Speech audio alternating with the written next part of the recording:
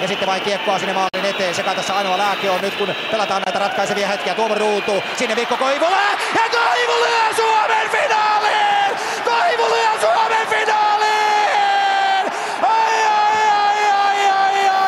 Sitten vuoden 2001 Mikko Koivu lyö Suomen finaaliin!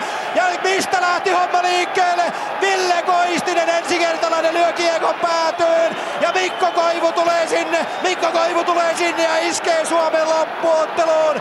Ylivoimainen ennakkosuosikki Venäjä on lyöty ja oi.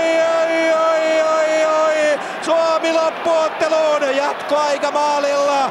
5:40 pysähtyvät kellot, kun 24-vuotias Minnesota keskushyökkääjä taistelee Jeremenkon kanssa ja siellä lepää! Suomi on loppuottelussa ensimmäistä kertaa sitten vuoden 2001. Leijona miehistö on ollut ilmiömäisessä vedossa tänään. Tämä taistelu, mitä on nähty kentällä, se on vailla vertaa. Ja katsokaa vielä kerran Tuomo Ruudun taistelu. Ja mistä lähti homma liikkeelle? Milwaukee-puolustaja Ville Koistinen tuo kiekon kuin ei mitään hyökkäysalueelle. Tuomo Ruutu, Mikko Koivu ja nauttikaa kotikatsomo, nauttikaa!